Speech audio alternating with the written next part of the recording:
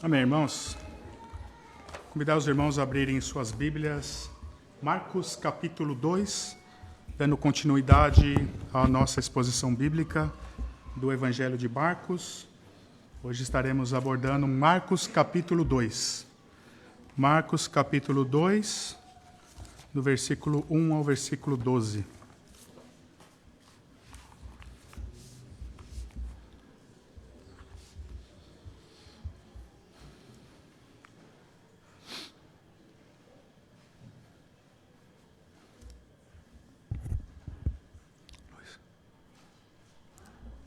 Marcos capítulo 2, do versículo 1 ao versículo 12.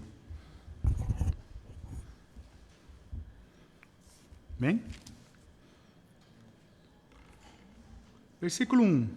Dias depois, entrou Jesus de novo em Cafarnaum, e logo correu que ele estava em casa. Muitos afluíram para ali, tantos que nem mesmo junto à porta eles achavam lugar. E anunciava-lhes a palavra. Alguns foram ter com ele, conduzindo um paralítico levado por 4 homens. E não podendo aproximar-se deles, por causa da multidão, descobriram o eirado no ponto correspondente ao em que ele estava. E, fazendo uma abertura, baixaram o leito em que jazia o doente. Vendo-lhes a fé, Jesus disse ao paralítico: Filho, os teus pecados estão perdoados. Mas alguns dos escribas estavam assentados ali e arrazoavam em seu coração. Porque falava deste modo: isto é blasfêmia. Quem pode perdoar pecados senão um, que é Deus? E Jesus, percebendo logo por seu espírito que eles assim arrazoavam, disse-lhes: Por que arrazoais sobre estas coisas em vosso coração? Que é mais fácil? Dizer ao paralítico: Estão perdoados os teus pecados? Ou dizer: Levanta-te, toma teu leito e anda?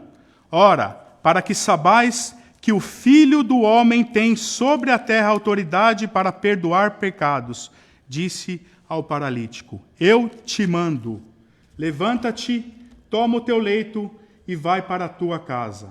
Então ele se levantou e no mesmo instante, tomando o leito, retirou-se à vista de todos, a ponto de se admirarem todos e darem glória a Deus, dizendo: Jamais vimos coisa assim. Senhor, graças te damos, Pai, por essa oportunidade de podermos ouvir a Tua palavra. Nessa tarde, Senhor, abra o nosso entendimento, abra os nossos corações para que nós possamos não somente entender a Sua palavra, mas que nós possamos também praticá-la. Muito obrigado, Senhor, no nome de Jesus que nós oramos. Amém. Aqui, no início do capítulo 2, ocorre depois de Jesus ter feito ali uma turnê e ter pregado ali em várias sinagogas em toda a Galiléia, conforme nós já vimos no capítulo 1, especificado ali no versículo 39. Notem que o versículo 1 começa dizendo dias depois. Justamente depois dessa turnê que o Senhor Jesus fez. Como já estudamos, né? Onde Jesus dá uma sumidinha ali para orar e Pedro ali fica desesperado e quando ele encontra o Senhor, ele diz: Onde você estava, Senhor? Dando até pouca importância ali pelo fato do Senhor Jesus estar orando. E Pedro ali preocupadíssimo ali com a multidão que estavam loucos atrás do Mestre Jesus. Todo mundo ali queria ver o Mestre. E Pedro preocupadíssimo com a multidão. E Jesus, obviamente, preocupado em orar. E Pedro querendo que o Mestre fosse ver a multidão. E aí Jesus, que estava preocupado apenas em fazer a vontade do Pai e não agradar homens, continuou focando em fazer a vontade do Pai. E ele disse, no versículo 39 do capítulo 1, vamos fazer uma turnê, pregar nas povoações vizinhas. A resposta do Senhor foi surpreendente, né? Ele disse: porque foi para isso que eu vim. Esse foi o propósito de ele ter vindo. Eu vim para pregar o evangelho. Jesus respondeu em contraste com a inquietação de Pedro, pelo fato dele ter sumido ali para orar e deixado o povo esperando. E Jesus disse: vamos pregar para os outros agora. É hora de pregar para outros povos vizinhos. Esse era o contexto em que Marcos diz aqui, depois de alguns dias. Ele se referia à turnê que ele fez com o objetivo de pregar o evangelho. Como ele mesmo disse, foi para isso que ele veio. E notem que foi exatamente o que ele começou a fazer depois que ele foi tentado pelo diabo, como também já vimos no versículo 14 e 15 do capítulo 1, que diz que depois de João ter sido preso, Jesus saiu pela Galileia pregando o evangelho de Deus e dizendo: o tempo está próximo, arrependei-vos e crede no evangelho. E Jesus disse depois no versículo 39, e foi para isso que eu vim. Se alguém um dia perguntar para você qual foi o motivo do Senhor Jesus ter vindo à terra, e ele diz aqui, né? Se você pode citar aqui o versículo 39 do capítulo 1. Eu vim para pregar o evangelho. Eu vim para pregar as boas novas, que era ele mesmo, né? Ele estava falando dele mesmo. E foi exatamente o que ele delegou para os seus fazerem: ide até os confins da terra e preguem o evangelho. Esse foi o papel de Jesus e esse também é o papel da igreja do Senhor. E Marcos diz que alguns dias depois dessa turnê, que ele pregou o evangelho nas povoações vizinhas de Cafarnaum. E Marcos nos diz no versículo 1 que alguns dias após Jesus ter visitado as povoações vizinhas para pregar o evangelho, que mais uma vez ele entrou em Cafarnaum. E depois de alguns dias, foi ouvido dizer que ele estava em casa. Versículo 1 aqui, duas formas de interpretar. Estava em casa. Uma delas é que Jesus tinha uma casa em Cafarnaum, que depois de ele ter se afastado da sua família, no caso em Nazaré, ele foi morar em Cafarnaum e fez dessa cidade a sua casa. E a outra é que era a casa de Pedro. Temos indícios bíblicos para essas duas interpretações, mas nada, obviamente, conclusivo. Possivelmente uma dessas duas. Ou, se Jesus tivesse morado com outras pessoas, a Bíblia não relata ou dá qualquer indício. Mas independente, meus queridos, da casa ou com quem Jesus morava, uma coisa nós temos certeza. Depois que Jesus iniciou o seu ministério, a casa ali nunca foi a mesma. E aqui no versículo 1 vemos que o povo tinha ouvido falar que o mestre novamente estava em casa. É interessante a palavra que Marcos adora usar aqui no versículo 2, uma palavra que ele usa no evangelho todo muitas vezes, que é a palavra imediatamente. Vimos no capítulo 1 que toda a cidade ficou à porta esperando o mestre. Aí o Senhor Jesus foi fazer a turnê para pregar, né? E assim que o povo ficou sabendo que ele estava de volta, imediatamente eles foram atrás dele. De modo que não havia mais espaço para recebê-los, nem mais perto ali da porta. E ele pregou a palavra para eles, anunciava-lhes a palavra. A palavra aqui é a linha cristocêntrica. O Senhor Jesus falava dele mesmo, o propósito dele, o propósito de Jesus. É exatamente como Marcos se refere a esse livro, né? Logo no primeiro versículo do Evangelho, né? No versículo 1 do capítulo 1, que ele diz, né, que é o Evangelho do nosso Senhor Jesus, o princípio do Evangelho de Jesus Cristo, Filho de Deus. É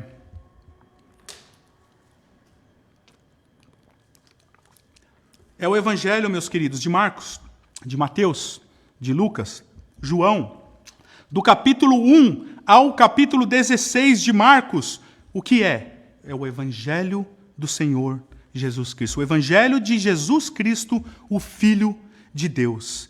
Essa é a única regra de fé para todo cristão genuíno. O que o cristão deve seguir? E o que deve ser a única regra de fé para o cristão? O Evangelho. Eu ando vendo vários vídeos, meus queridos, de padres católicos falando que se os cristãos protestantes estudassem a história do cristianismo, eles se tornariam católicos. Eu concordo até, em partes, que uma pessoa pode virar católica se ela estudar a história do cristianismo. Porque a gente vê que, apesar da patrística ali, o período patrístico dos pais da igreja, nos primeiros séculos do cristianismo, ser excelente para entendermos a história do cristianismo, porque confirma muitos ensinamentos da Bíblia, mas também nós vemos que a patrística, ao longo dos séculos, também foi se afastando da Bíblia, do Evangelho. Então eu concordo que se você estudar a história do cristianismo, você vai ver muitas das coisas, doutrinas católicas, né? E uma delas, muitas delas, no caso, né, não são bíblicas. E algumas delas vão até contra a Bíblia. Vamos dar alguns exemplos aqui. Falar com os mortos. Deuteronômio 18:11 fala que é abominação.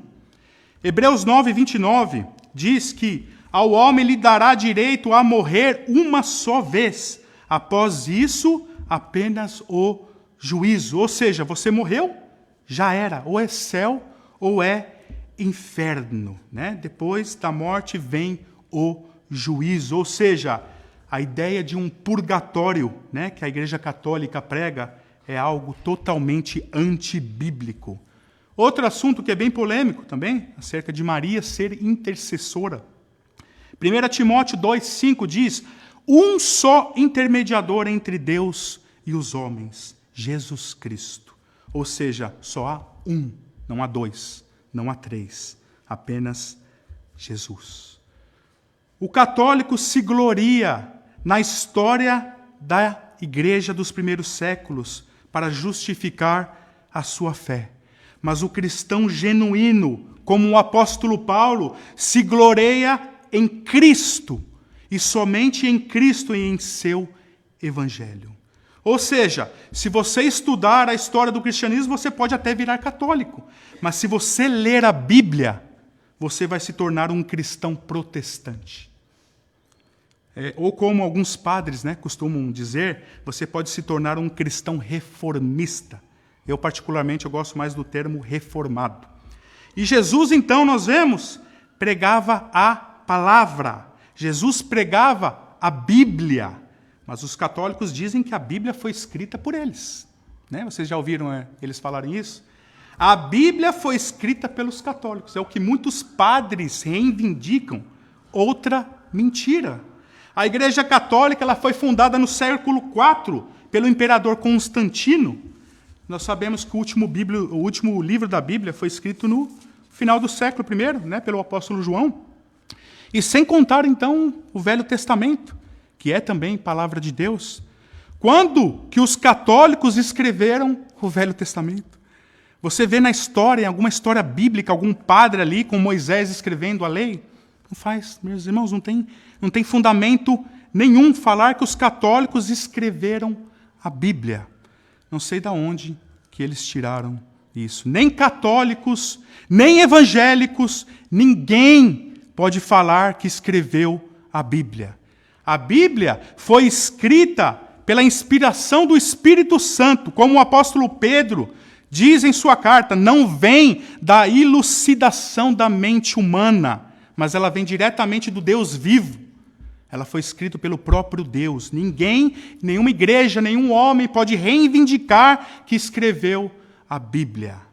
E o Novo Testamento foi escrito por pessoas que caminhavam com o Senhor Jesus e receberam o ensinamento diretamente dele. Nós temos algumas exceções, né? Lucas e Marcos não eram apóstolos, mas andaram com quem andou com Jesus. E inspirados pelo Espírito Santo escreveram a Bíblia. Temos também dois personagens que escreveram a Bíblia, Judas e Tiago.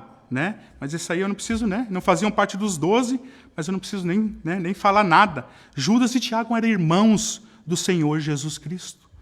Lucas foi discípulo de Paulo. E Marcos, né, discípulo de Pedro. Eles andaram com quem andaram com o mestre. No caso de Paulo, né, ele também recebeu, ele não andou ali no ministério, mas ele recebeu também do Senhor Jesus Cristo. Né?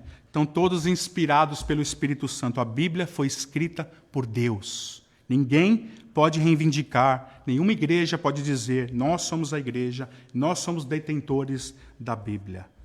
E qual é o ensinamento que Jesus diz que deve ser ensinado até os confins da terra? Tudo o que o Senhor Jesus ordenou aos seus apóstolos, os seus enviados. É só o Evangelho. Não é o que a igreja ao longo dos séculos acrescentou ao Evangelho, meus queridos. É apenas o Evangelho. E eu vou muito mais além. Muita coisa do que as igrejas evangélicas pregam hoje em dia não são bíblicas também. E nós devemos perceber essas coisas.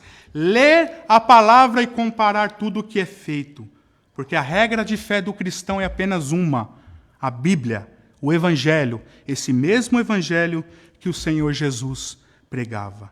Jesus não pregava a tradição de igreja nenhuma. Jesus pregava o Evangelho. Jesus pregava a palavra. E nós devemos fazer o mesmo. E Marcos continua aqui, dizendo que enquanto Jesus estava ensinando, 4 homens aqui carregando um paralítico aproximaram-se dele. Eles foram ali, obviamente, buscar a cura para aquele homem que estava aflito.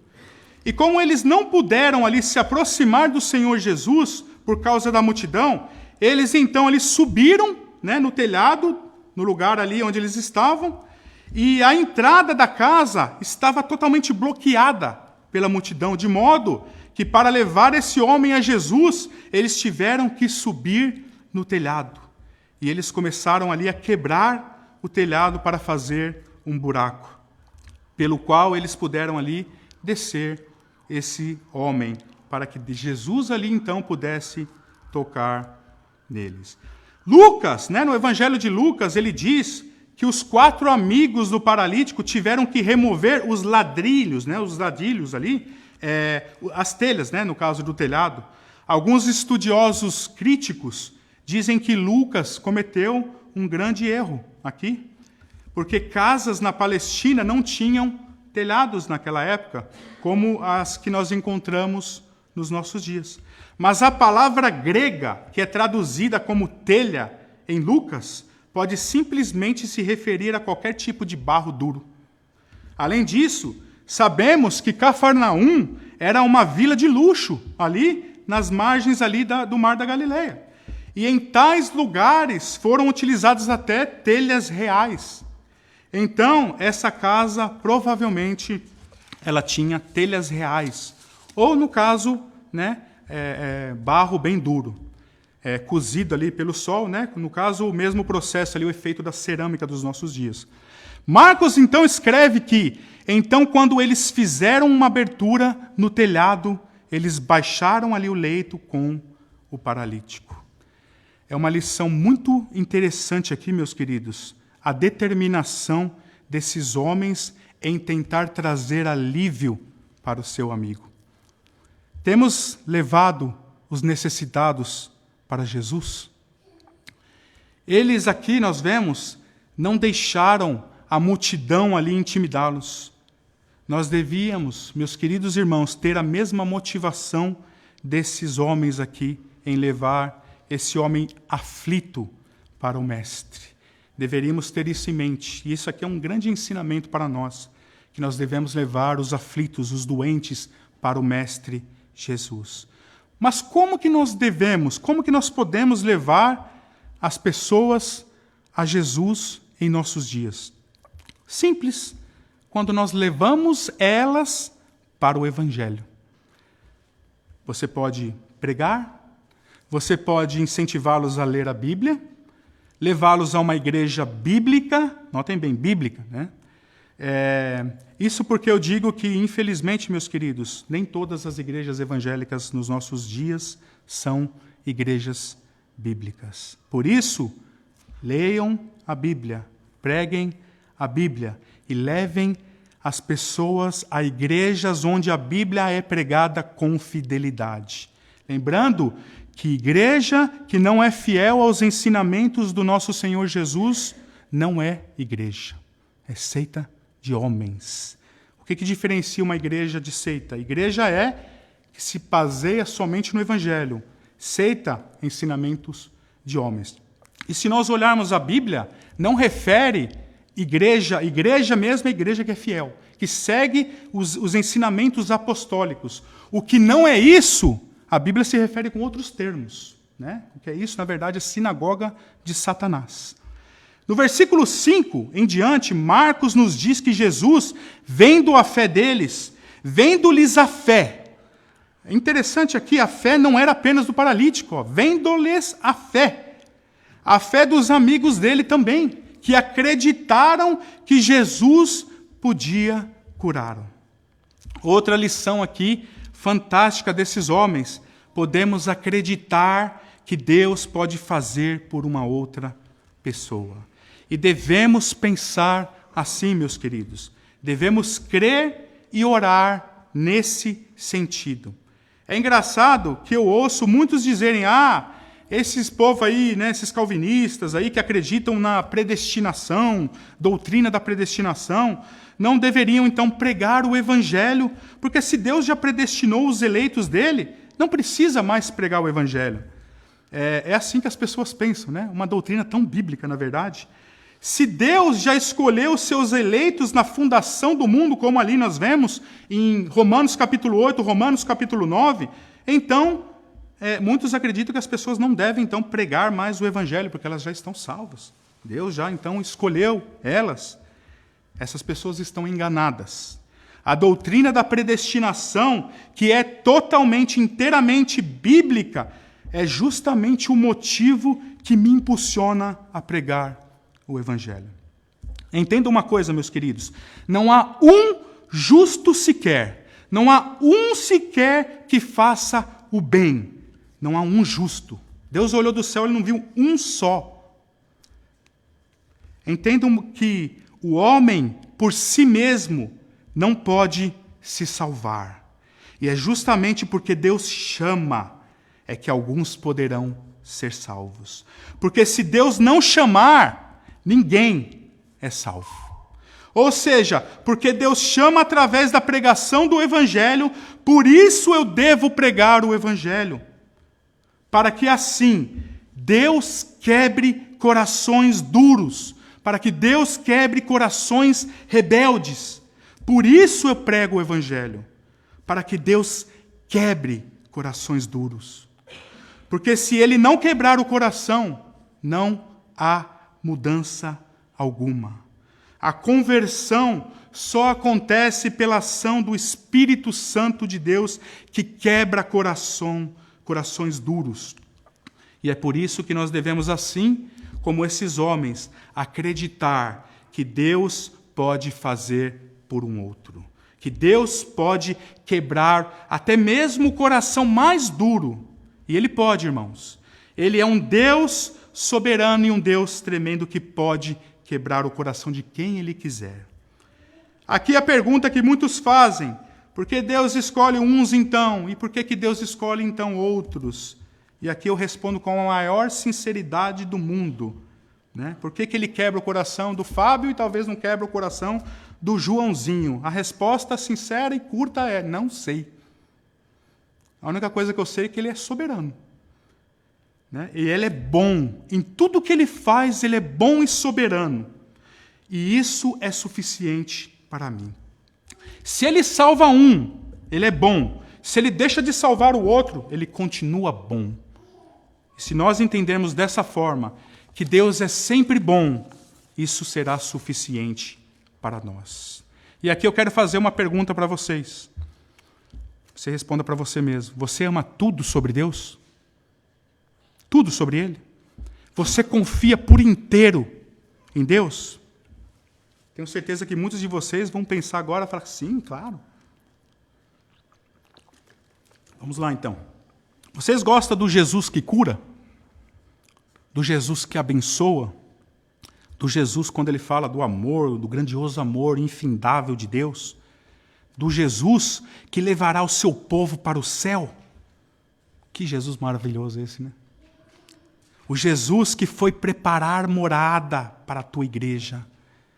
Que Deus maravilhoso que vai levar a sua igreja com Ele, para viver com Ele para todo sempre. E o Jesus que vai mandar todo o resto para o inferno? Você gosta dele também? Por isso que eu perguntei, você ama tudo sobre Jesus? Se vocês olharem em Mateus 25, 41, Jesus dizendo, né? Então dirá o rei aos que estiverem à sua esquerda, olha a palavra que Jesus usa, malditos, apartem-se de mim, para o fogo eterno, preparado para o diabo e os seus anjos. Você acredita que Deus é bom em tudo o que Ele faz? Eu não tenho dúvida, irmãos. Não tenho dúvida nenhuma. E acredito. Eu acredito que Deus é bom em tudo o que Ele faz.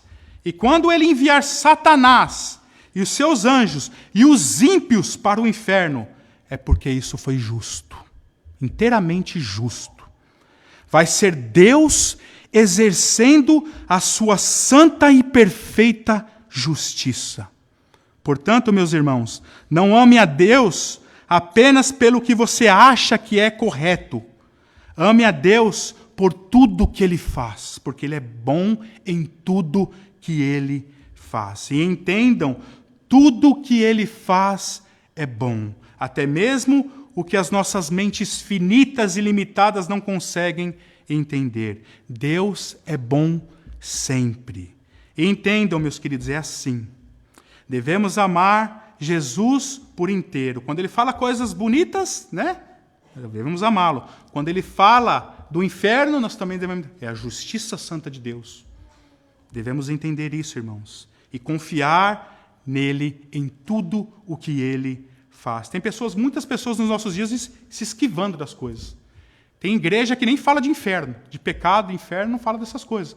Irmãos, inferno foi inaugurado, a doutrina do inferno foi inaugurada pelo Senhor Jesus. Uma pessoa que fala que não acredita em inferno é você não acreditar no Senhor Jesus. Por isso que eu falo, devemos acreditar em tudo que Ele fala. Não somente nas partes preferidas que nós temos na Bíblia. E entender que o propósito de Deus é sempre bom. Devemos amar a Jesus por inteiro, não pela metade. Né? Crer nele como os amigos do paralítico ali, creram realmente. Né? E Jesus viu a fé que eles tinham. Eles tinham fé. E Jesus então recebeu o paralítico. Duas coisas que eles fizeram aqui. Primeiro, eles levaram o paralítico a Jesus.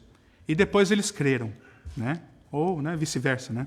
Da mesma forma, nós devemos também levar as pessoas para Jesus, para o seu evangelho. E orar, meus queridos, crendo que Deus pode quebrar até mesmo o coração mais duro. E ele disse ao paralítico algo chocante aqui no versículo 5. Filho, os teus pecados estão perdoados. Não há nada no texto aqui que sugere que o paralítico estava à procura de perdão. Ele estava, na verdade, procurando a cura. Mas a primeira coisa que Jesus falou não foi sobre a paralisia deste homem. Ele disse, os teus pecados estão perdoados. Aqui vemos algo fantástico. Em meio à terrível paralisia do corpo daquele homem, Jesus olha para ele e a primeira coisa que Jesus vê foi a profunda necessidade de alívio da culpa daquele homem. E essa declaração foi tão radical que ocasionou ali uma reação dos escribas, já que eles estavam ali tentando prender o mestre Jesus. Marcos diz, e alguns dos escribas estavam assentados ali e arrazoavam em seus corações, porque esse homem fala blasfêmias assim. Quem pode perdoar pecados senão somente Deus? De fato, somente Deus pode perdoar pecados. Ninguém mais pode. Ninguém pode perdoar pecados. Somente Deus. E ao declarar que Ele perdoa pecados, Jesus estava reivindicando aqui a sua divindade.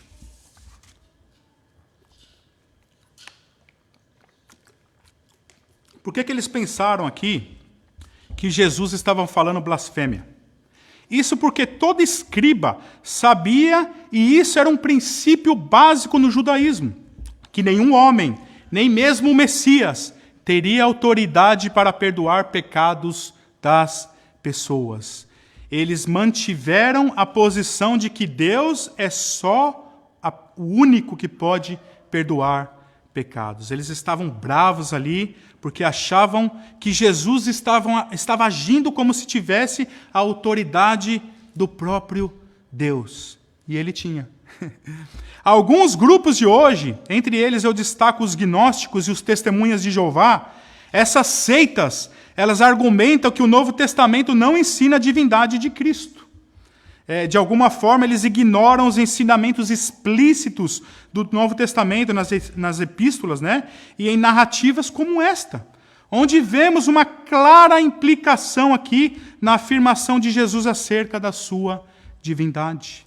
O que as testemunhas de Jeová e os grupos que pensam dessa forma deixam, da mesma forma como os judeus da época de Jesus, de ver que Jesus era e é Deus.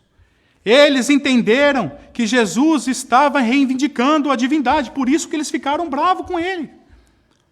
Porque ele estava reivindicando a autoridade de Deus, a autoridade que só Deus possuía. Mas eles não tiveram a fé para crer que ele era o Filho de Deus, o próprio Deus encarnado. E no versículo 8 e 9 nós vemos que Jesus sabia o que eles estavam pensando.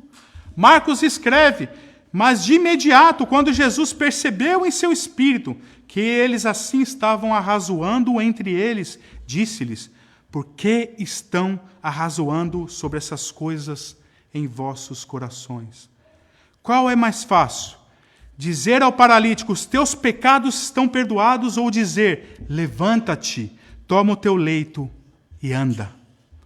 Note que Jesus reivindicou a sua divindade e depois demonstrou o poder divino. O problema da religião, meus queridos, é que ela cega o nosso entendimento e muitas vezes não nos deixa ver Jesus como ele é. Devemos tomar cuidado, meus queridos irmãos. Todo mundo sabe nos nossos dias, e eles não precisam mais, né? Todo mundo sabe de tudo, né? Todo mundo hoje em dia é cheio de informação. E as pessoas acham que eles não precisam mais do Senhor Jesus. É o ego das pessoas, o ego que virou a própria religião de muitos. E muitos, como os escribas da época, viram Jesus, mas a religião cegou o entendimento deles. Muito cuidado, meus queridos irmãos. Devemos voltar sempre para a essência do Evangelho do nosso Senhor Jesus Cristo. E sempre enxergar Jesus como Ele é. E aqui no caso, Deus, o próprio Deus divino. Jesus continua então no versículo 10 e 12, para mostrar que Ele é Deus. Ora, para sabeis ali que o Filho do Homem tem poder na terra para perdoar pecados. Disse ao paralítico, eu vos digo, levanta-te, toma o teu leito e vai para a tua casa. Jesus queria mostrar que o Filho do Homem tinha autoridade para perdoar pecados. O que aconteceu com o homem fez essa autoridade muito clara. Como Marcos escreve, imediatamente ele se levantou, pegou a cama e saiu na presença de todos, e todos ali, espantados, glorificavam Deus, dizendo, nunca vimos algo assim. O Novo Testamento, meus queridos, frequentemente usa dois títulos para Jesus, Filho de Deus e Filho do Homem. Como já vimos, Marcos introduziu já logo no primeiro versículo do capítulo 1, o Senhor Jesus como o Filho de Deus. Né? Nesta cura, Jesus introduziu o seu título, Filho do Homem, para si mesmo. O título aqui mais frequente para Jesus no Novo Testamento é Cristo. O segundo é o Senhor. O número 3 é o Filho do Homem. No entanto, é de longe a autodesignação favorita de Jesus. O título Filho do Homem ocorre mais de 80 vezes no Novo Testamento. E em todos os casos, exceto 2, Jesus usou o título para si mesmo.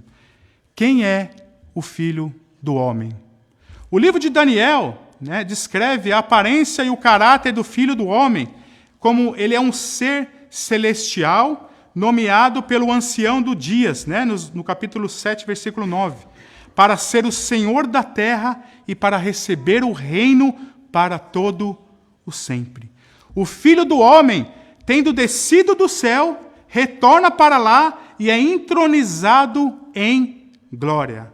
Assim, quando Jesus aqui chamou a si mesmo de o Filho do Homem, ele estava dizendo, eu desci do céu e eu sou celeste. Eu não sou dessa terra, eu não pertenço a essa terra.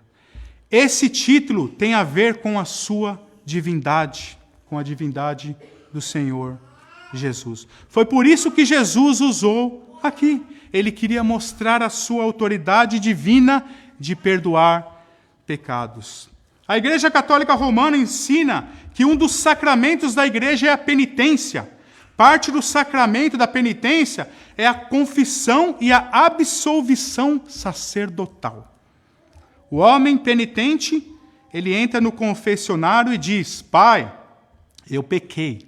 Ele recita os seus pecados e ali o padre diz, eu te absolvo ou te absolvo. Eles dizem que eles fazem isso em nome de Cristo.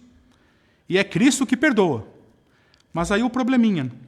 Se é Ele que perdoa, o Senhor que perdoa, eu não vou absorver no nome dele. Não faz sentido nenhum. Mas isso é uma prática apenas católica? Não, meus queridos, não é só católica. Embora os reformadores, a grande maioria, não gostava muito dos aspectos dessa compreensão católica romana, Martinho Lutero, na verdade, manteve o confessionário, porque ele sentia que as pessoas precisavam de uma palavra de garantia de que elas foram perdoadas. Eu acredito no que a Bíblia diz, na verdade. Os nossos pecados devem ser confessados diretamente a Jesus. 1 João 2:1 diz, filhos, essas coisas vos escrevo para que não pecais. Mas se alguém pecar, temos um advogado no céu. Quem é o advogado no céu? Que nós devemos nos dirigir se nós pecarmos? Jesus. O único que tem autoridade para perdoar. Não precisamos, meus irmãos, de intermediadores. Você e eu temos acesso direto ao Senhor dos Exércitos. E teve em uma das suas exposições bíblicas, o pastor Robert Sproul disse uma certa vez que ele foi convidado por uma clínica grande no sul da Flórida para fazer parte da sua equipe. E eles ofereceram ali na época um salário muito grande para ele participar dessa equipe. E ele disse, eu não tenho um diploma em psiquiatria, por que vocês querem que eu faça parte aqui desse consultório, dessa equipe? E eles responderam dizendo, 95% dos clientes dessa clínica não precisam de um psiquiatra. Eles precisam, na verdade, de um líder religioso, porque suas vidas estavam sendo destruídas pela culpa não resolvida. Irmãos, você que é um cristão, que um dia confessou que Cristo é o seu Senhor publicamente, que se arrependeu dos seus pecados, sabe o que aconteceu com todos os seus pecados? Eles foram perdoados. Perdoados, irmãos. Riscados, jogados no mar do esquecimento. Exatamente o que o Senhor Jesus diz aqui. Você já desejou que Jesus colocasse a mão em sua cabeça, como aqui nesse caso, e dissesse: seus pecados estão perdoados? Pois bem, ele diz isso para nós em sua palavra, irmãos. E isso deve ser suficiente. Pelo poder do seu sangue, através do seu sacrifício na cruz do Calvário, os nossos pecados são perdoados. Não precisamos de intermediários. Você pode fazer isso você mesmo, diariamente, diretamente a Ele. E você e eu, meus queridos, podemos confessar toda a nossa culpa, todos os nossos pecados hoje. Agora, podemos, pela fé em Cristo Jesus, como esse homem, receber o perdão. Curva as suas cabeças. Graças te damos, Senhor Jesus, e reconhecemos que Tu és o único Deus soberano, Santo Deus maravilhoso. Tu és o nosso Deus, o único digno de louvor e adoração. E Tu és o motivo de nós estarmos aqui nesse domingo, Senhor, para Te louvar, para render louvores ao único digno de adoração. Muito obrigado pela Tua palavra, Senhor, que nós possamos a cada dia mais confiar no Teu Evangelho. Confiar, Senhor, que Tu és o Filho de Deus, Senhor, que Tu és soberano e que a nossa esperança não é vã, que um dia nós estaremos com o Senhor. Ó, Senhor, continua conosco ao longo dessa semana, que nós possamos refletir, Senhor, no Teu Evangelho, que não seja apenas ouvindo a palavra hoje, Pai, mas que nós possamos também ler a Tua palavra, meditar na Tua palavra, Senhor, a cada dia, Senhor, e que ela seja a nossa única regra de fé. Nós Te agradecemos no nome santo de Jesus. Amém.